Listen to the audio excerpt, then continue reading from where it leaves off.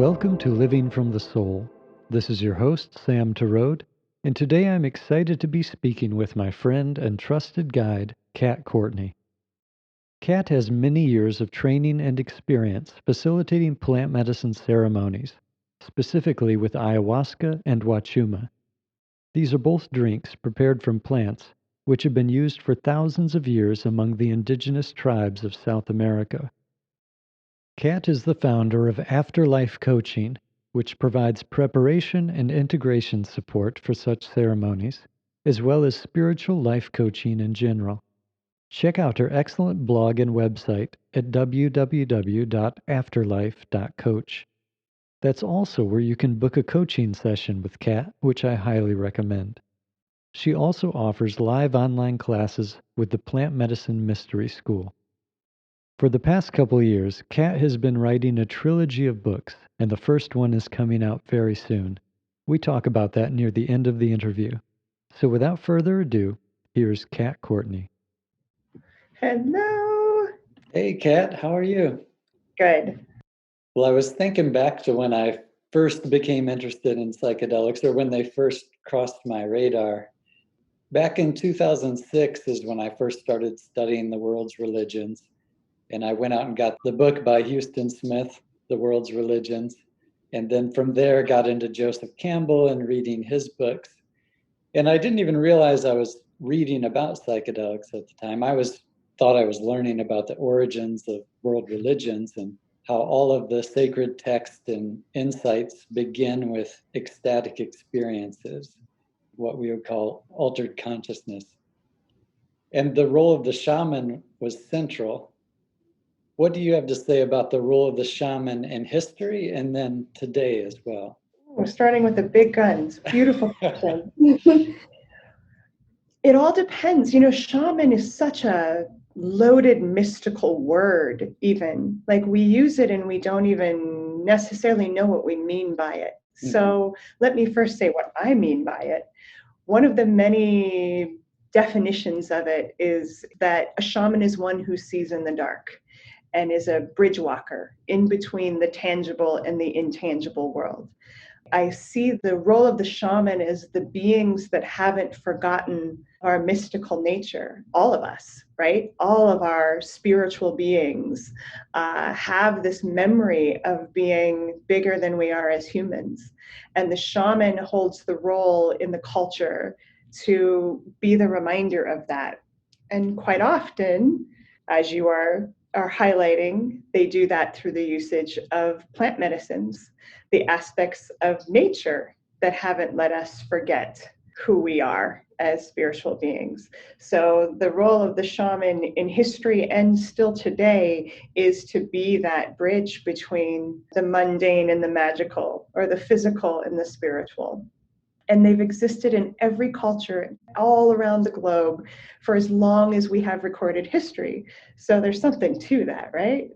And the word is actually Russian, isn't it? Siberian, yes. But it's been embraced worldwide. Yeah. Being a part of something that has that level of global history is kind of mind-blowing to me. That's why that word, I don't even call myself that, because it's so sacred. It's so big that I don't even know how to fully define it, let alone embody it. But it's a great question. Yeah, I was going to ask if you feel comfortable embracing that label for yourself, or if it's more something other people call you. The latter. I like the facilitator word. I'm a facilitator or a guide, or in particular, I like to reference the medicines I work with. So an ayahuasca or a huachuma, because that's direct and clear and doesn't have that sort of loaded energy. But, it's an honor when others reflect that to me. And probably, unfortunately, the most famous shaman in the world right now might be the QAnon shaman. Yes. That's another reason why I don't like that word, is so many people these days are stepping up to take it on and they have no concept of the sacredness of it, and it's getting tainted. Yeah. No offense to the QAnon shaman. From what I've read, he seems to have taken mushrooms a few times and proclaimed himself a shaman. So how would you describe the training involved with becoming an actual shaman? It's hard to describe because it's experiential. So in the 8 years that I worked with my primary teacher, honestly, Sam, he said very little to me. Hmm. He didn't answer my questions. It was like, we'll talk to the medicine and here, we'll take it to ceremony. It was just, it's training in an energetic sense. It's an internship, like people in the medical world go through. It's hands-on, but it's it's a mystical, magical world of working with energy. So I learned by doing through experience. And a lot of it is very hard to articulate because it's not for the mental sort of dualistic space to totally understand. So the training takes place within the psychedelic space, calling on the teachers within you and in the plants. Exactly. In the tradition I studied, it's a minimum of 7 years and hundreds of ceremonies with ayahuasca before you can pour a single cup of medicine. A minimum of 7 years. It took me 10 because it's all experiential in that way of learning through partnership with the spirits of the plants, and then your energy guides, your spirit partners, your ancestors, your relationships you have with animal totems. All of that has to be developed. And nobody can tell you how to do that. That's not something somebody lectures to you about. Yeah, it is fascinating how those things go back to the beginning of human history. When you said animal totems, that reminds me of the cave paintings of animal totems from hundreds of thousands of years ago. That's another important role of the shaman, I think, what you just mentioned, is maintaining the conscious relationship with nature and all aspects of her, the animals and the plant spirits. And because especially in our culture and our world now, we are so disconnected, so profoundly not conscious of our relationship with all aspects of nature. So the relationship a shaman has with nature is pivotal to being a bridge walker. And so they remind us of that too. And we need that right now. Speaking of animal spirits, plant spirits, I'm imagining some people might be freaked out by that idea or thinking, what is this? But it was reminding me of the term animism, I think is the word for the ancient religion of the indigenous people. And really, this was the worldwide belief for thousands and thousands of years of experiencing spirits in all things, in all nature and ourselves. Totally. Yeah. This was not new. We just we went so far in the other direction in our current culture that we're so connected with individuality and the idea of tangible success, materialism and capitalism and all of that. What I see happening now is such an amazing renaissance because we can have it all. We don't have to give up a relationship with innovation and the physical world in order to go back to the memory of being connected to nature. So yeah, we've kind of gone too far in one direction, but the awakening that's happening now is how to merge and be really all into both the spirit world and the physical world. We're here in a body. We might as well crack that code and enjoy both sides of what it is to be conscious. And for me, the next piece after studying world religions and getting introduced to this idea of the ecstatic experiences and giving birth to myths and sacred text, the next thing I started coming across documentaries about plant medicines, psychedelics, and ayahuasca around 2014 or so. And I had suffered depression for a long while. Watching these documentaries made me just desperate to try that because I saw stories of people who were healing trauma and depression through plant medicines. Is that what drew you in, or? To be perfectly honest, Sam, when I followed my then boyfriend to the jungle to drink ayahuasca the first time, I thought I was having another fun times on drugs experience. That's the truth of it. I had no idea what I was getting into because there wasn't a whole lot of information in the early 2000s about these medicines that was readily available. He had said the word ayahuasca, you want to go to the jungle? And I'm like, yeah, that sounds fun. Let's do it. When I got there, I had a lot of self-hatred, anxiety, I had attempted suicide, bulimia, alcoholism, all kinds of stuff. That came right to the surface. And I knew before I drank the medicine, uh-oh, this is not fun times on drugs. I'm in for the opposite. And I would have run away had I not been in the jungle. There wasn't an Uber to call, and, and I got lucky. I landed in really good hands with an amazing gentleman who became like a father to me. And he was like, "You're perfect for this. Hang in there." So I didn't know. That's the truth of it. My soul must have known something I didn't, and got me to commit in a way that I felt duped in the most divine way. Well, I hadn't had any drug, rarely drank alcohol, no altered experiences, and then decided to jump right in with ayahuasca purely because of the therapeutic aspect, like what I had heard about with the helping with depression and anxiety. So I think it was the beginning of 2018, I was able to travel to Costa Rica on a retreat, and that's where I met you. And it was a life-changing experience in many ways, introducing me to my inner teacher, really, an experience of my soul and the therapist within, bringing that to the surface and learning so many lessons. The retreat had a lot of ups and downs, and I certainly needed to call you for help when things got too intense. Totally normal. Yeah. If it's not a roller coaster, then I don't think we're fully conscious of what's happening, because there's always, when we expand, we go in both directions. We get to expand more into, of course, illumination and light and love and the yumminess, but we expand deeper into the awareness of the dark things we're carrying too. So that's tricky work, and most of us need help making sense of it all, feeling safe again, and integrating it. That's one of my most passionate aspects of this work, is the aftermath. What happens in the ceremony and the retreat is, it's important, but really what you do with it is what makes or breaks how it impacts your life. It's difficult to describe the psychedelic space or what happens in the expanded consciousness state, because it's so difficult to translate one state of consciousness into another. So how would you describe the psychedelic space? Honestly, it's different given which plant medicine psychedelic space that you're working with, because especially with plant medicines versus synthetics, they have a consciousness, like a personality, that is very integral to the experience too. And I like to describe them as superheroes that have different superpowers. Now, the psychedelic experience is always an altered space that is expansive in some way. But you can work with something like ketamine, a synthetic, that its signature is complete disassociation, which is an amazing experience if you've not had the opportunity to really kick out and look at yourself in the big picture view, right?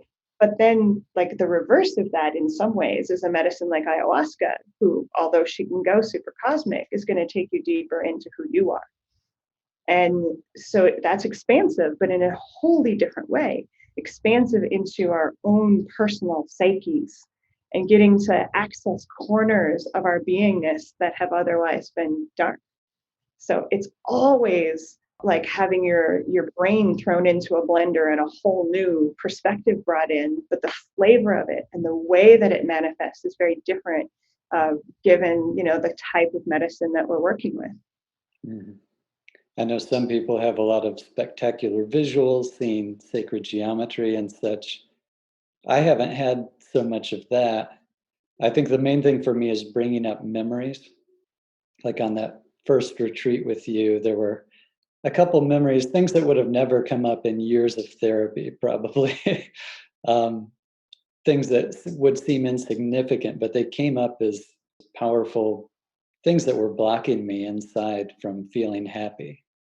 These experiences I had buried down. And so these memories were unlocked and came to the surface. And first, there was definitely a feeling of, oh no, I don't want to think about that. And there's almost a reliving of the experience, or experiencing the emotions all over again, and even turning up the dial a few notches. So if it was a memory that brought up fear, it's experiencing the most intense fear ever, and then having to process that and work through it.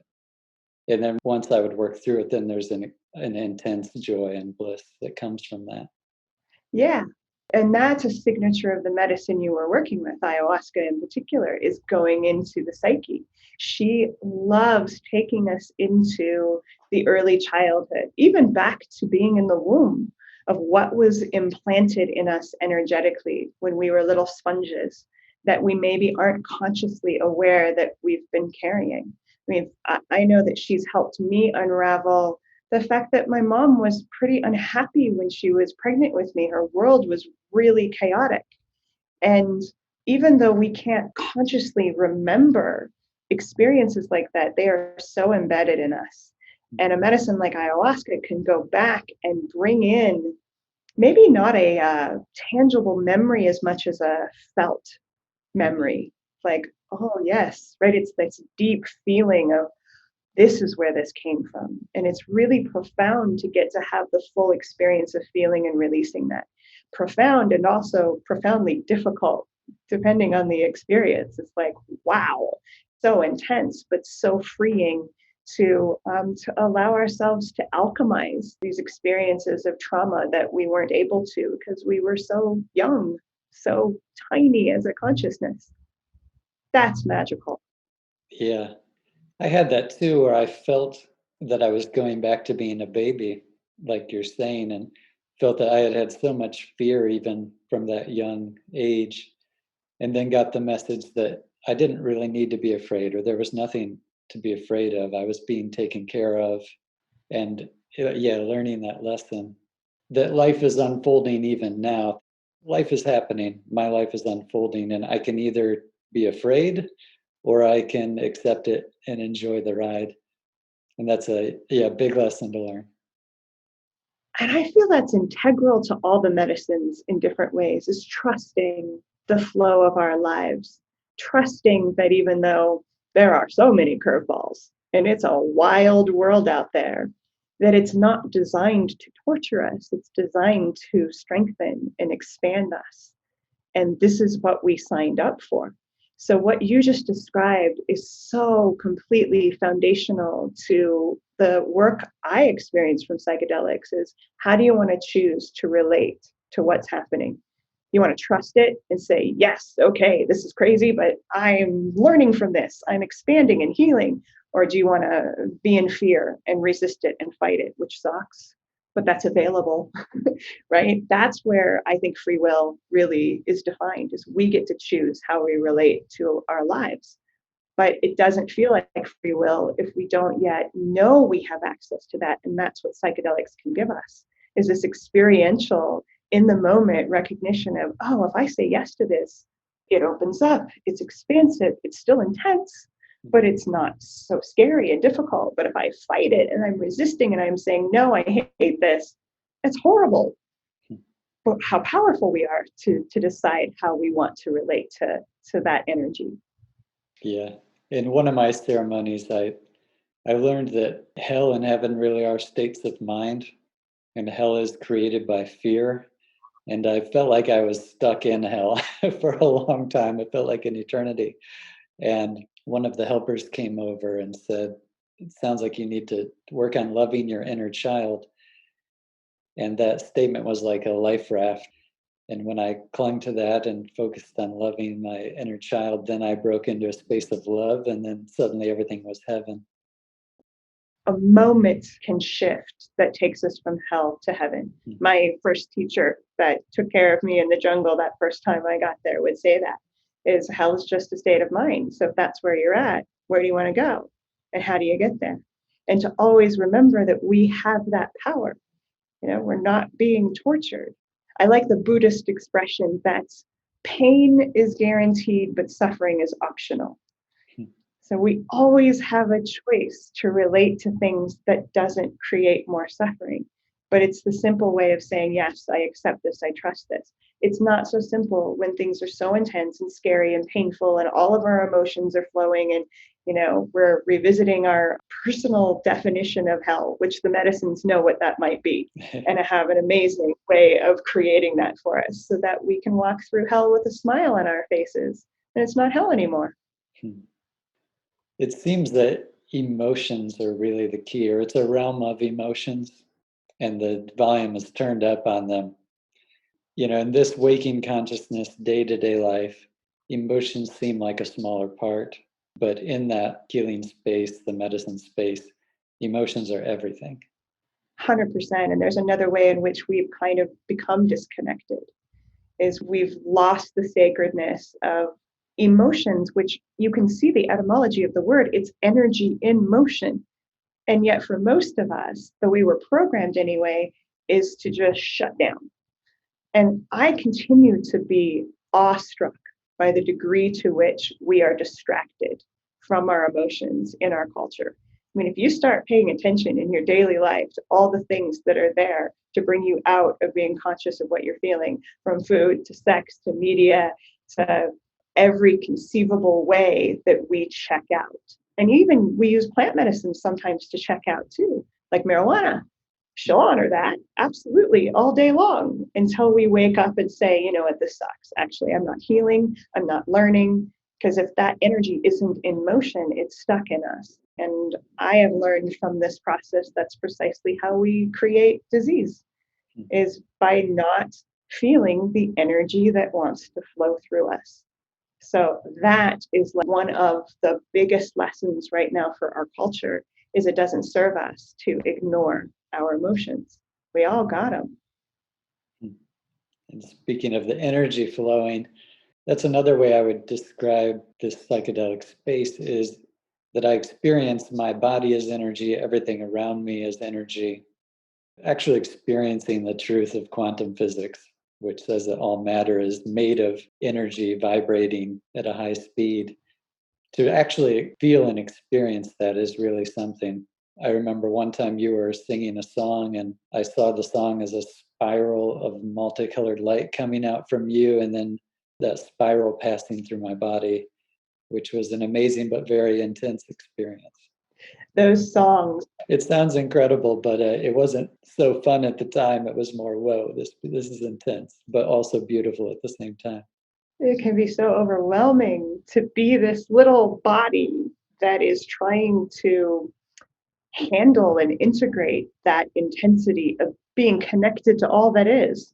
No big deal. Yeah, it is. I find honestly, Sam, that the moments in these psychedelic spaces that are the hardest to handle, to stay grounded with, are the most intensely beautiful moments. When quantum physics doesn't become an intellectual thought, becomes my actual experience of, oh, I'm connected to all that is. Yeah, my little mind just like short circuits. And that is quite often what I personally fight the most. It's not the darkness, it's the power of our omnipotence, our birthright to be aware of how eternal and connected we are. It's a lot to handle. Yeah. And in that state, messages will pop up as a knowing, or a complete thought will often come into my mind, like something about forgiving others, for instance. In my last ceremony with you, I went back to a memory of being bullied in junior high and high school, and saw that the kids who were bullying me, that it wasn't intentional on their part. I felt like I understood them and had a feeling of total forgiveness. Yeah, once I had worked through that and processed it, I felt nothing but love and forgiveness for them, and it was this amazing, blissful feeling. It's interesting to me how there seems to be this innate wisdom within us that teaches lessons of love and forgiveness. Does that seem to be a universal human thing, or do some people go deep inside themselves and come up with messages of hate and discord? That's a great question. I mean, it's a great question because no, I've never experienced it that way. But sometimes people aren't ready for forgiveness, and I'm a champion of that too. Like some people have gone through the process with Aya usually early on of acknowledging trauma and people that have hurt them and being like, I don't want to forgive them yet. Like, okay, Yeah. sometimes we own that it's just not time. But I think the optimum word that you used is deep. The deeper we go, the more connected we go, the more this becomes, I think, really obvious of, oh, if I'm not forgiving somebody, that poison is in me. They're not getting hurt by it. I am. And there is a point at which most of us wake up to that and say, I'm ready now to forgive. But there's a maturity with it that just, it's kind of mysterious as to when we access that awareness, when it's time to let go. Yeah. It reminds me that a lot of people in churches or different groups are told to forgive someone who's hurt them. They say, you need to forgive them, just decide to do it. But they haven't had an experience of really reconciling with them. They're just expected to force themselves to forgive. And that can be another instance of abuse, or it can be abusive to tell someone to forgive the person who's hurt them. I so resonate with that. Yes, this forced will of the mind sometimes of you need to do this. If it's not genuine within us yet, again, not deeply felt, then we're lying to ourselves, and that never feels good. One of the expressions that ayahuasca uses with me sometimes is to remind us that waiting is a verb. It's something that we do, because quite often, I'll speak for myself in the spiritual process, these truths come in of, oh, forgiveness. I'm just supposed to forgive people. I should do that now. And trying to force it, as you're describing, is actually adding to the pain. And so she likes to remind me, it's like, it's a process that you're all in down here. It's okay if you're not yet in a place of, I forgive my rapist. That's okay. To be honest with where are we at in our process, in our journey. And that integrity to me is more important than trying to force some spiritual principle that sounds good on paper.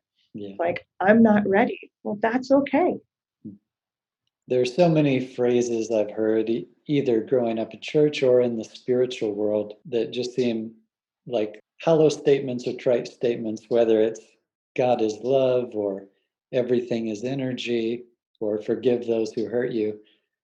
But in the psychedelic space, I've had experiences of those things where what seemed like a trite phrase, once it's emotionally deeply experienced, then it makes sense. Now I understand what that phrase means. It's another one of the superpowers of that altered space, is to take all of our intellectual ideas and embody them. For me, it feels like sometimes each cell starts to illuminate with these truths. So for the example of forgiveness and the sacredness of that, sure, that mentally makes total sense. But when I'm with a psychedelic, I can find the places where I haven't been able to embody that yet, where I'm holding on to the poison of anger, etc., and experientially illuminate that. It's like the difference between intellectual intelligence and wisdom. To me, the wisdom is embodied, it's deep within us. And the psychedelic space helps us to access that in that experiential way. We're not just thinking about it, we're feeling it, we're vibrating in it. And even the phrases like plant spirits, or what we were talking about earlier with seeing spirits and different things. In this waking consciousness, me talking to you right now, it doesn't make much sense. Or it seems, well, that's a far out spiritual idea. But within the expanded consciousness state, then it makes sense. It makes so much sense that sometimes, or at least I laugh at myself for not having fully embodied it before. It's like, wow, this game of consciousness is really convincing sometimes, and how serious and scary and finite and all of these things. And when I'm lucky enough to really be in that very expanded space with a plant medicine, I love the expression hidden in plain sight. Like, oh, so obvious, of course, everything's connected, everything comes from love.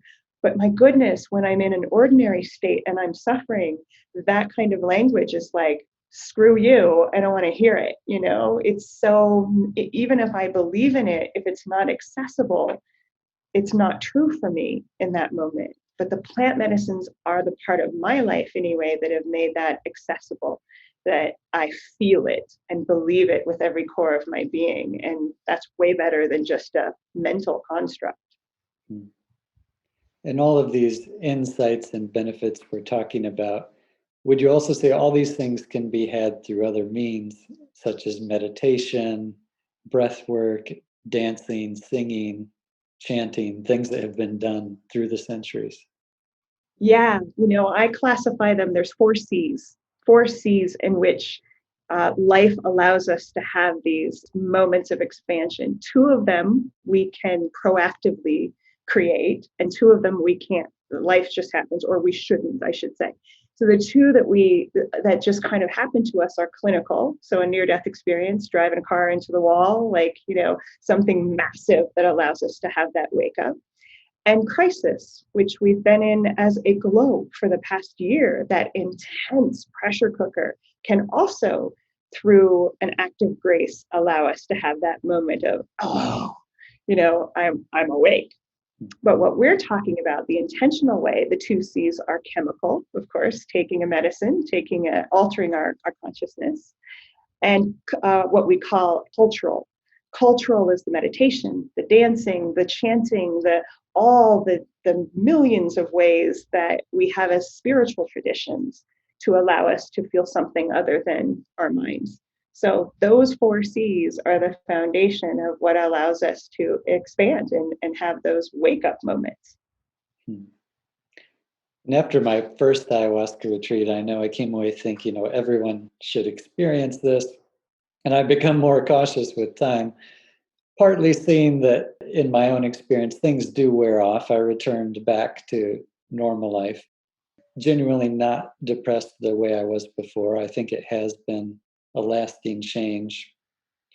But I've also seen in our culture people, I'd say, chasing thrills, getting into psychedelics to chase the biggest experience possible. And do you see that as a problem? It sounds like with your very first experience, that's what you were after. So maybe it's not always an issue. Yeah, I was after an adventure. That's what I was after.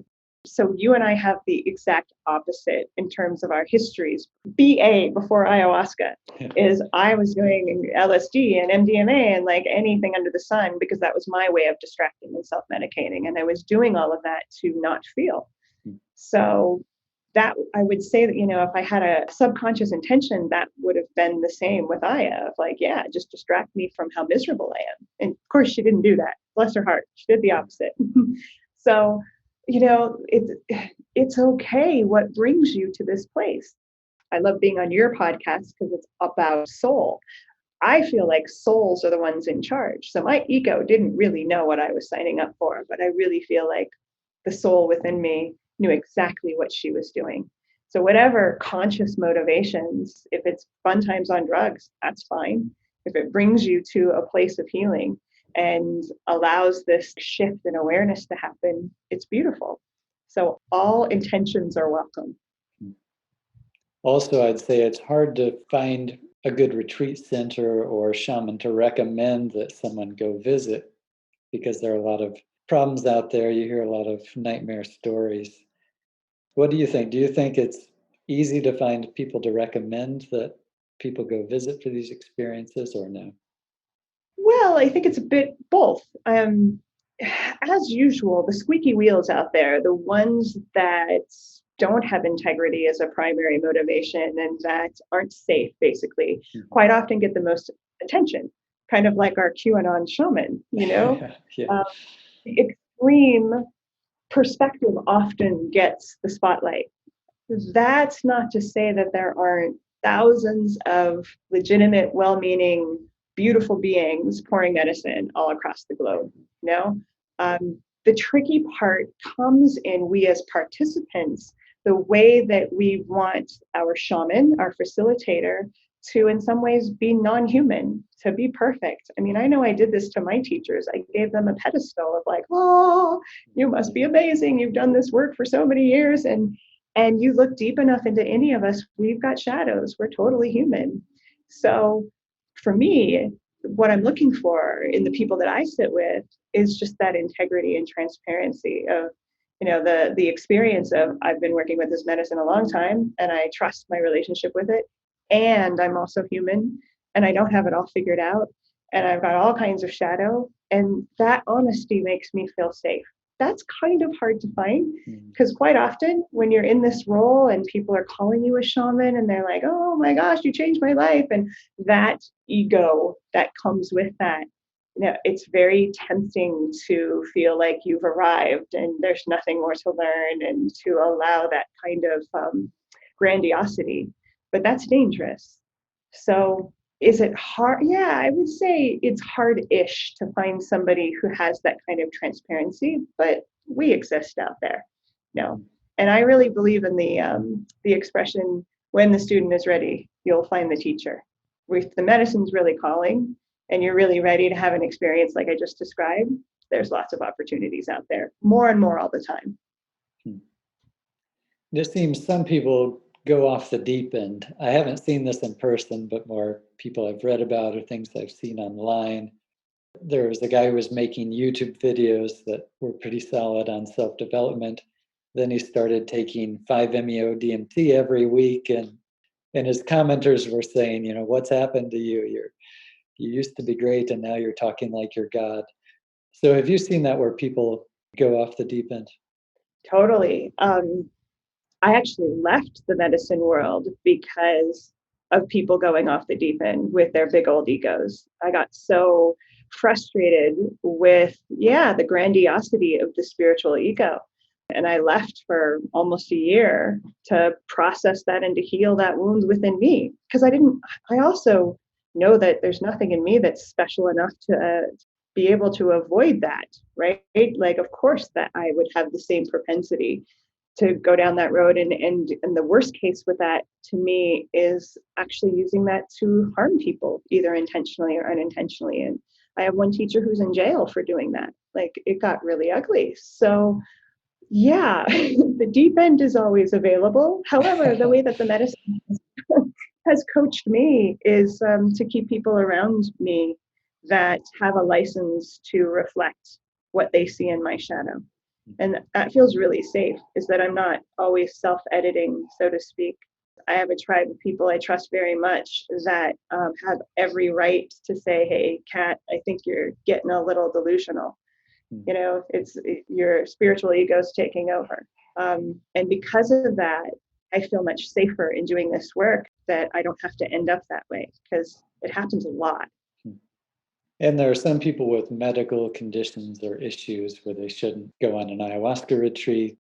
Are there some people you would say it's just too intense for them? I know some of the intense experiences I've had, I would be wary of recommending that to a lot of people. Yes, there is a certain stability that we need to have faith in within us in order to take something that's going to completely shift how we see reality. And so some of us, there's some really deeply empathic people out there that are unbelievably sensitive, that I would say, no, you don't need medicine. Like, I used to live with this beautiful autistic being, and I'm like, sweetheart, you're in ayahuasca like all day, every day. You don't need any, and to have that kind of sensitivity and be tapped in that way. No, it's not appropriate. So there has to be some level of groundedness within us, and of course, physical strength, like heart issues and history of epilepsy. Those sorts of things don't go well with the intensity of these medicines. But the vast majority of people I say yes to, even if they are really sensitive, because I can always pour gently. I can always give, a smaller dose for someone that I know is deeply sensitive, in order for them to have a safe experience, but to also have access. There's a lot of room in the spectrum of how we can work with people and honor how sensitive, or if they're a tough nut to crack, that too. Yeah. I know in the indigenous tribes, they'll even give ayahuasca to children, starting at a very young age. I've sat next to an 8-year-old sitting on her grandmother's lap, like a boss. I mean, the room's lit, purging. I'm going through hell, and I'm looking at this little girl just bopping up and down to the Icaros, like, yeah, this is great. Yeah, they keep their kids connected to that energy. In fact, women who are giving birth are often given a little aya in order to imbibe the child with that energy and to be able to surrender into the process of childbirth. So yeah, it's their sacrament for some of those tribes. Yeah. It is interesting coming from the Christian tradition, and I was in the Eastern Orthodox Church for a little while, which takes the sacrament of communion very seriously. But it's not a consciousness altering drink. It's, regular wine. Although some monks and mystics through the ages have had psychedelic experiences from drinking communion. But the indigenous tribes actually had a sacrament, a communion that does expand consciousness. Many of them did, right? There's so many medicines across the globe that have this component of altering our consciousness. When I first drank ayahuasca, I was processing it on a hammock by the river later on that night, and I was like, oh yeah, it feels like we implanted this consciousness in these plants to remember who we are. Like, makes total sense. Well, at least it did in that moment, right? Yeah. The aftermath on the hammock of, oh yeah, this is who we are. And of course, it exists all across the globe. Different plants with different vibrations of that, all leading back home to the heart, the memory of our quantum physics reality. Yeah, it's magical. Yeah. It reminds me of the new book, The Immortality Key. Have you seen that? I think the author is Brian Muraresco. He researches and gives evidence that the original Christian communion was a psychedelic spiked wine, but that this was stamped out over time. Presumably, they didn't want the congregants having their own mystical experiences and perhaps coming up with their own messages from God. They wanted them to stick with what was written down. Yeah. I mean, there's such a big difference between spirituality and religion. You know, the dogma that men and women have written and created from these mystical experiences in order to control, in order to basically have their own agenda realized. But with every major religion, there's an esoteric version of it, right? That still holds on to the stories and the truths of all of us having this birthright. And growing up Catholic, I didn't learn about the Gnostics until I was like in my late 20s, early 30s, which is, of course, the esoteric version of Christianity. That's crazy that was even kept and hidden, but that's the nature of it, because it doesn't serve the structure of the church for everyone to think that they too could cut out the middleman and connect with God and have their own experience. So it's really fascinating how that has existed all throughout time too, the structure and the dogma, and underneath that, the esoteric truth as I see it. How have your spiritual beliefs changed since being introduced to ayahuasca and starting down this path of psychedelics? How has it affected the way you see the world? Oh, goodness. Well, big question. Yeah, I love it. Well, in many ways, it hasn't. It's just done the thing we were talking about a bit ago, in that it's allowed me to vibrate in the truth, to feel the truth of what I intellectually always thought to be true. But there's a couple of things that have definitely shifted. One is my relationship with death.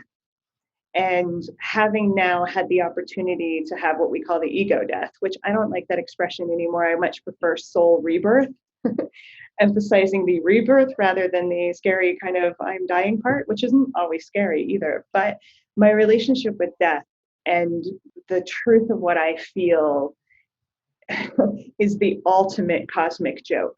You know, the thing that we are most afraid of is actually the thing that consciousness has created that expresses the deepest love for each of us, a homecoming. And because I've experientially got to have that now, there's just no mental argument in my own beingness around how beautiful and sacred that process is.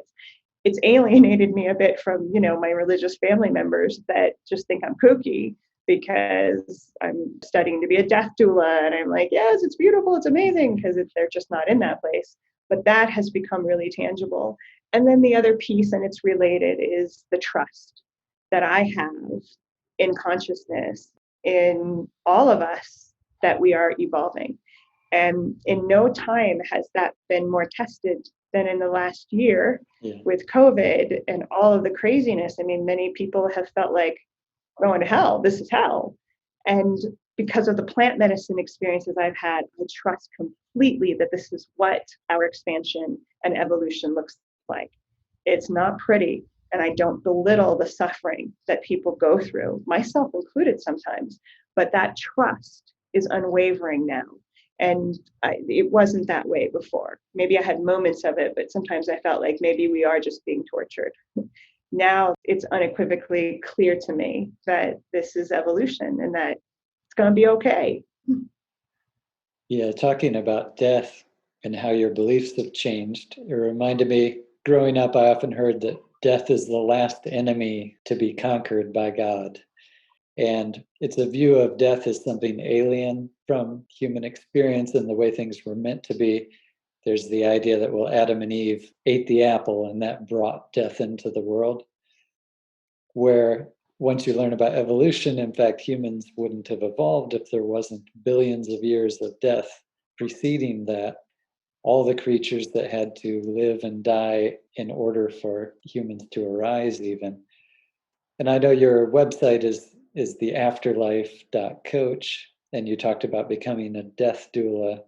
So if you could say some more about death, yeah, it's very interesting how you have a different perspective than most. Yeah, I mean, it's the topic, maybe even more than plant medicine, that I love to talk about most because of the illusion of fear and just the expression that you use, that this is the enemy that we're fighting.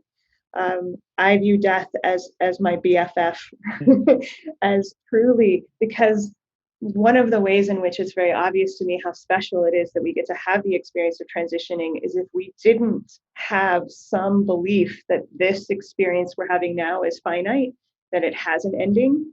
If we really knew that we were eternal beings and that we have all the time in the multiverse to figure all this out, would we have a monochrome of motivation to do any work whatsoever? No, like it's hard enough to generate that for some of us. And that's why quite often when people get diagnosed as terminal, they describe those last months as the best of their lives because they're now fully aware that this particular part of our journey is finite, and that makes it sacred. Death creates sacredness. That's the way that I view it, is because feeling into the ending, which is just a new beginning, but it's still an ending, means that we are given the opportunity to be very conscious and grateful for everything that we have. Everything is finite. Every relationship, every object, everything is finite. It has a beginning, a middle, and an end, including a psychedelic journey that sometimes feel like it can be eternal. It's not. So because of that, death is our best friend. It's this aspect of our journey that allows us to really be conscious and hold things as sacred. And then the experiences that I've had of what it is. First of all, I had a near-death experience when I was 20, 21 years old. I stopped breathing from an asthma attack. And I got to have the stereotypical experience of going towards the light, going through a tunnel, looking down at my body. I didn't want to come back, by the way. I was instructed to. I was like, no, I'm good. This is great up here.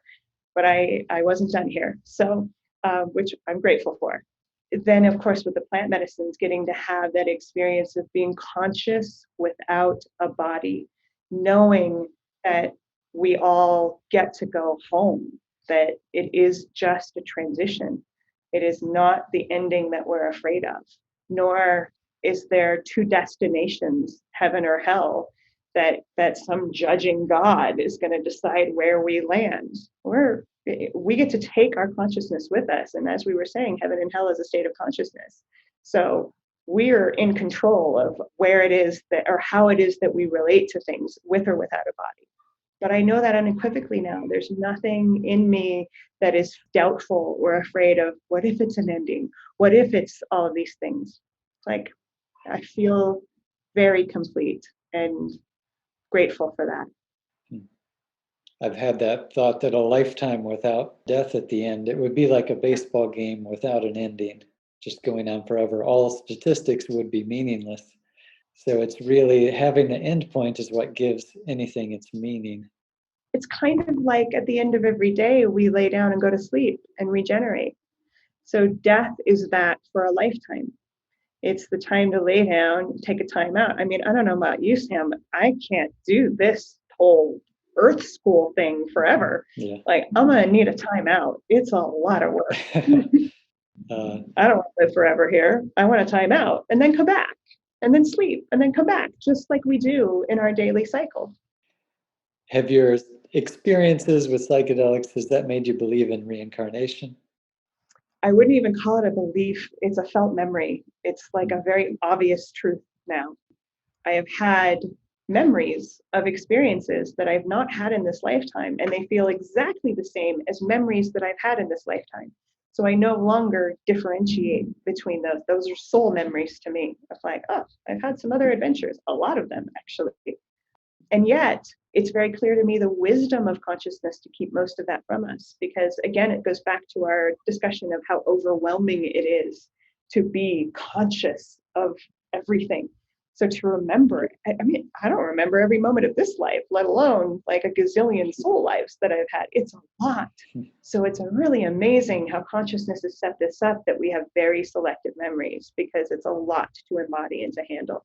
But yes, without a doubt, I've had other journeys, not just this one now.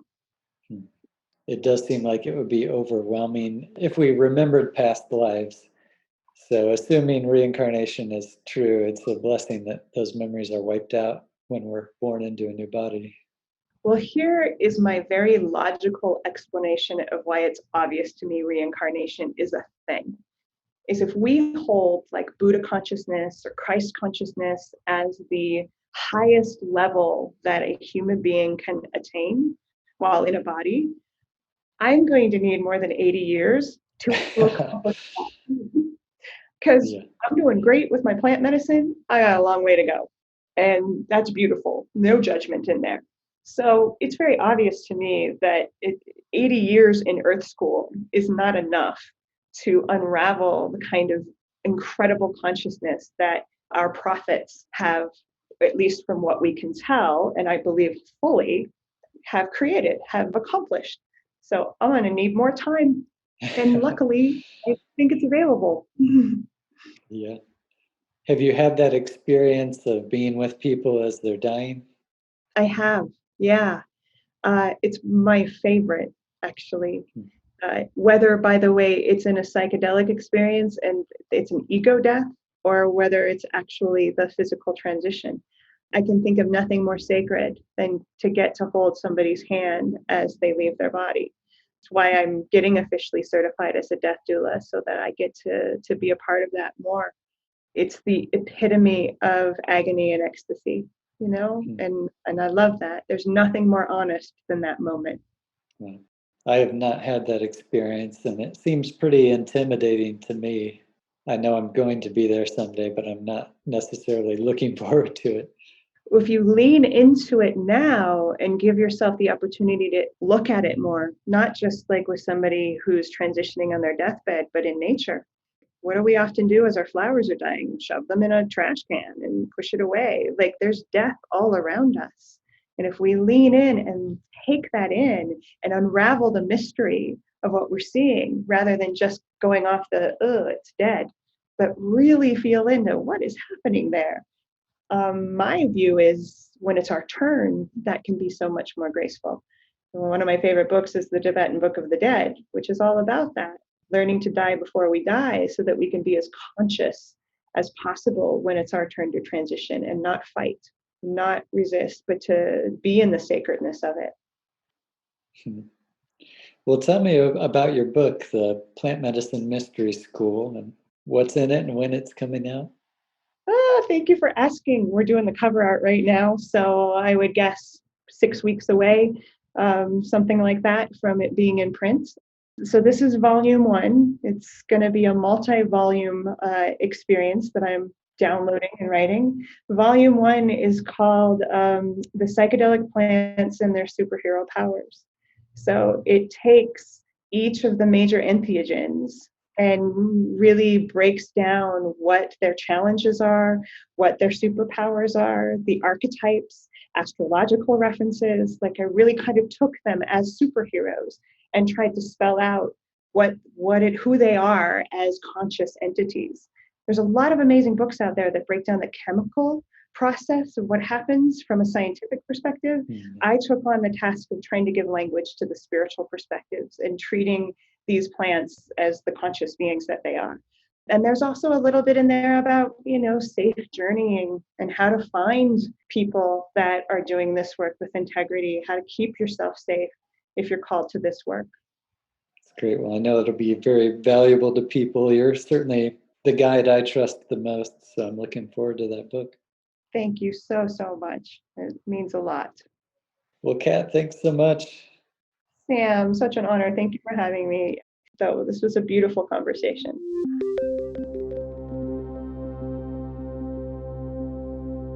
Thanks for listening to Living from the Soul. If you enjoyed this episode, please rate, subscribe, and review. This is an ad-free podcast brought to you by my books, which are available at samtarode.com. The theme music was created by Gideon Tarode.